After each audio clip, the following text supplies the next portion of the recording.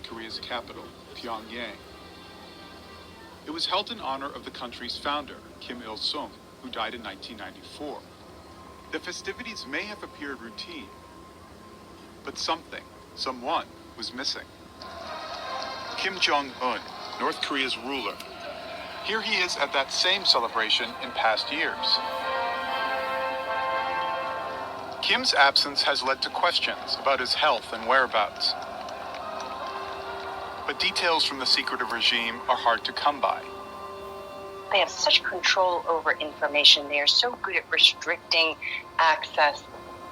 So how do North Korea watchers try to discern what's happening during moments like this? We spoke to several experts to understand some of the main techniques that they rely on. Satellite images are a key tool. Analysts use them to look for changes or patterns that can help explain what might be happening in the country, and to track Kim Jong-un's movements. Take the Central Party complex, for example, the regime's headquarters. The Central Party complex is located right next to where they have the military parades in Pyongyang. It is called North Korea's Forbidden City because you cannot go there without showing your ID. You've got to go through 4 lines of security before you go in to the actual building. But it is where all of North Korea's top officials have residences. But from above, there are ways around the secrecy. You can tell if Kim Jong-un is in the office based on the guard deployments around the buildings. It's like when the president's in the White House, you can see that there's a distinct security presence by the Secret Service. The complex also includes Kim's reported personal medical clinic. But in April, we detected a change. The clinic had just been demolished, making way for a much larger structure. It's the kind of visual clue that analysts tend to keep a close eye on. If Kim Jong-un does have health issues, there are other places experts look to for indicators, like North Korea's most elite hospital, where the Kim family has its own wing. Analysts might look for certain vehicles outside.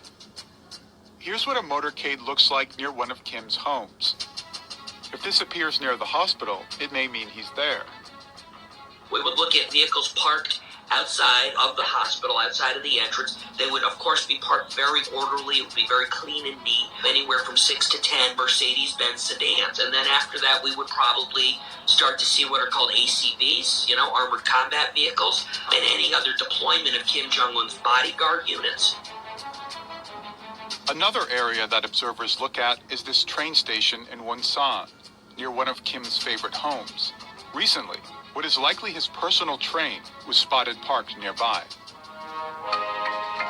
If Kim's health was of serious concern, or if the regime felt its very survival was in immediate danger, analysts may look to a compound and surrounding area in the country's north. This is where the Kims and the North Korean officials would travel and issue commands and instructions. There's a geographically isolated. There's a special district where Kim Jong-un has his panic room, and has a command and control facility where he would be able to command North Korea's armed forces in the event of an invasion or in the event of an insurrection against his leadership. And it also has the value-added benefit of being so close to the North Korea-China border that he could drive into China if they felt that the emergency was that bad.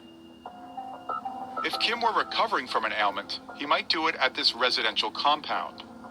It's where Kim's father, Kim Jong-il, made his first public appearance at a soccer game after having a stroke in 2008. It is located about 20 to 30 minutes from central Pyongyang, so that would allow him to recover in privacy and quietly. But if he needed to go to Pyongyang to exercise his authority or show his face at a political meeting, it's a short drive. But satellite imagery doesn't always provide a clear answer. We also need to be mindful of the fact that North Korea is very aware that we are watching them from above.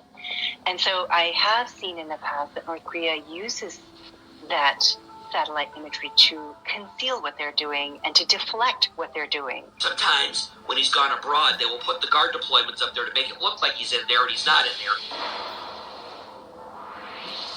Another area North Korea watchers look to for clues about the regime is state-run news outlets. Although the media treats North Korean leaders as godlike figures, Experts say there are ways to tell if Kim is in trouble. If there's a major crisis, today, tomorrow, within a few days, what we will see are very long editorials or very long essays published in North Korea's newspapers, which will talk about the virtues of Kim family leadership. They won't refer directly to Kim Jong-un necessarily, but they will talk about virtues and trace those virtues back to all three of the Kims. The presence or absence of the ruler during major media spectacles may also be a worrying sign.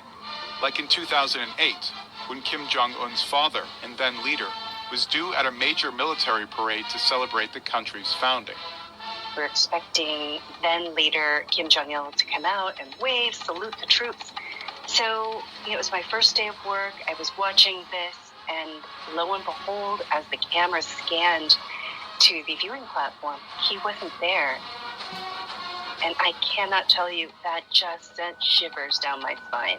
We finally got intel sources in Washington, D.C. to confirm that they believed that Kim Jong-il had suffered a stroke several weeks earlier in August and was in a coma.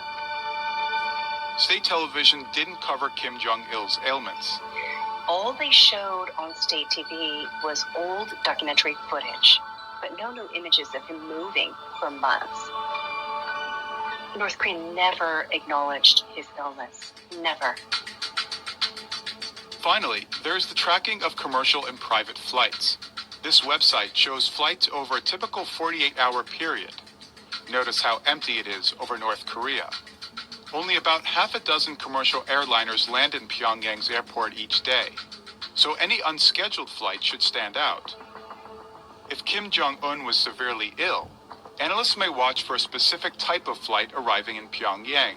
I would look for charter flights because if it was a major medical procedure, there's a very high chance that they would have retained foreign physicians to do the procedure. North Korea watchers have used flight tracking in the past for clues about the ruler's intentions.